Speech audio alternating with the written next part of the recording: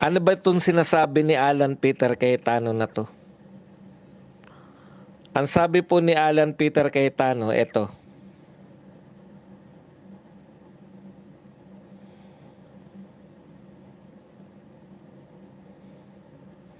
Dito kay Lacson.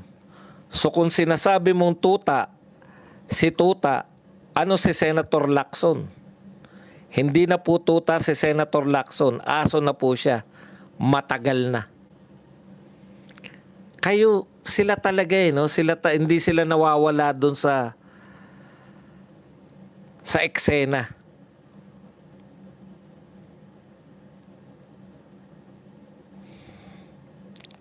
Kasabay nito, binanggit ni Cayetano umano'y sistematikong pag-atake sa loob ng kapulungan at iginiit ang pagkakaroon ng selective justice sa ilang proseso na kailangan masuri.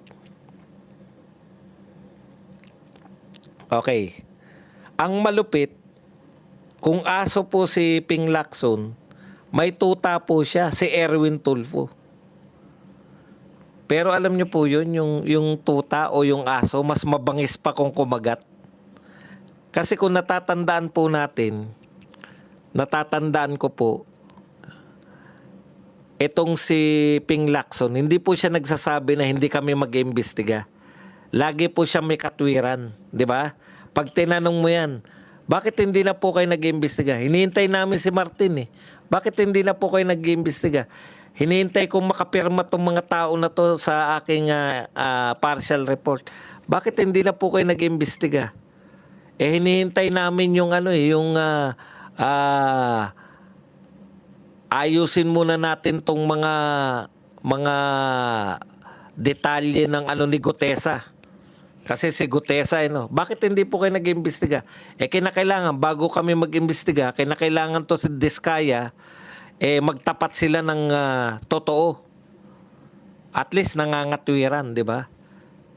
Nangangatwiran pa si Lacson kung bakit hindi siya nag-iimbestiga. Ito po, si Erwin Tulfo, hindi po natin alam kung masyado lang siyang tapat, hindi marunong magsinungaling, or talagang ganun, kaya ka nga tuta di ba? Hindi niya kayang hindi niya kayang sabihin ng maganda. Hindi niya kayang magkunwari sa utos sa kanya na huwag ka mag-imbestiga.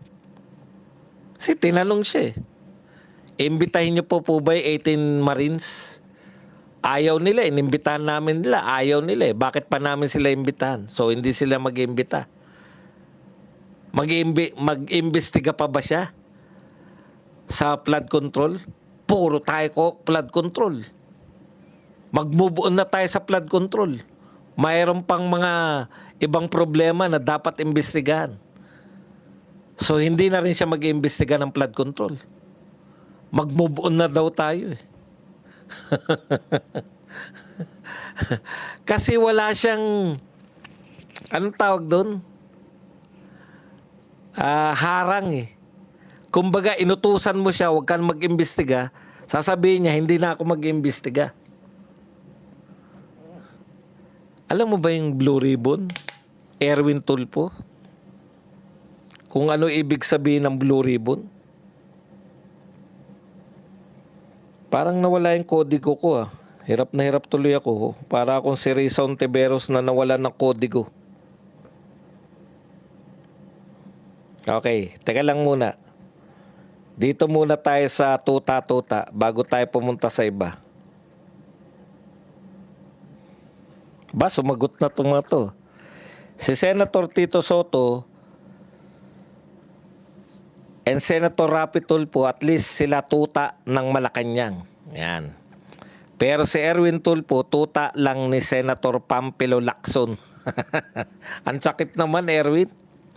Hindi siya tuta ng Malacanang kasi nga may hawak sa kanya si Senator Lacson na may alam sa kanya. May alam sa kanya. Hindi na po tuta si Senator Lacson, aso na po siya. Matagal na po Iba-iba kasing klase ng aso. Yung kayo, pagka may utos sa inyo, kayo ay nag-aasikaso. Meaning, you take care of it. Meron din pong aso-kaso. Ano yung aso-kaso? Tatahol yung aso. Kakasuhan. Grabe. So, ang pinahihiwatig nito ni Alan Peter Cayetano,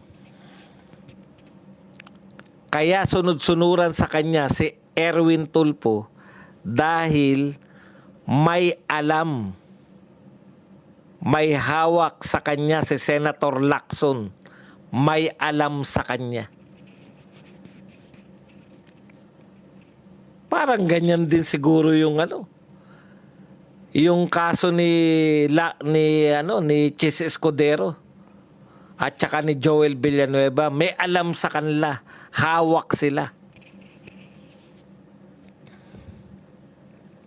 Compromise. Ibig sabihin, kaya sunod-sunuran to si Erwin Tulfo, alam ni Pampilo Lacson kung ano ang baho ni Erwin Tulfo. Kaya siya, kaso, pag kumahol ka, tatahol yung aso, kakasuhan. Pasensya na kayo kung mali ako ng pang-intindi Pero hindi tayo nagparatang yan. Kasi pinahihiwaga mo pa Sa madaling salita, ang gustong sabihin nito ni Cayetano, hawak sa leeg to si Erwin Tulfo dahil pag hindi sumunod si Erwin Tulfo, malamang may malaking kaso na ibato sa kanya ton si Pampilo Lacson. Yan. Ganyan. Sana bigyan mo pa kami ng detalye. Detalyehan mo pa kami. Alan Peter Cayetano. Ano yung mga hawak na yun? Ano yung alam ni Senator Ping Lacson dito kay Erwin Tulfo? Pero sumagot po si Tito Soto tsaka si Lacson Okay, sabi po ni Vicente Tito Soto III, bakit kasi pinapatulan nyo pa yan? Mga ganyan, parang telenovela style. It's not good for the country. Let's move on to more urgent issues to help our countrymen. Di ba?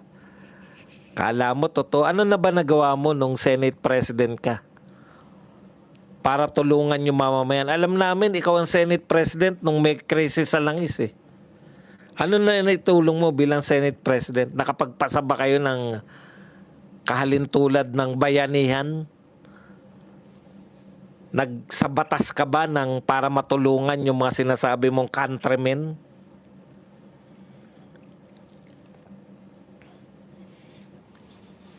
Wag na lang daw patulan si Peter Allan kay Alan Peter Cayetano. Bakit pag si Alan Peter Cayetano wag lang patulan? Bakit pag yung iba, kaso agad? Bakit yung 18 Marines kaso agad? Pero kay Alan Peter Cayetano wag patulan. Si Pampilo Lacson, naawa talaga ako sa kanya. Sana hindi mag-complete meltdown. Kasi magkaibigan naman kaming matagal na. Nung opposition congressman pa siya. Meltdown naman daw. Ayon dito kay Pampilo Lacson. Hinahamon ka. Inudyo ka na lang. Alan Peter Cayetano, hinahamon ka. Nagme-meltdown ka. Mag-meltdown ka na nga. Ibulgar mo na kasi. Bakit kasi tinitele-nobela mo pa rin? Tama yun, di ba? Bakit mo tinitele-nobela raw? Sabi.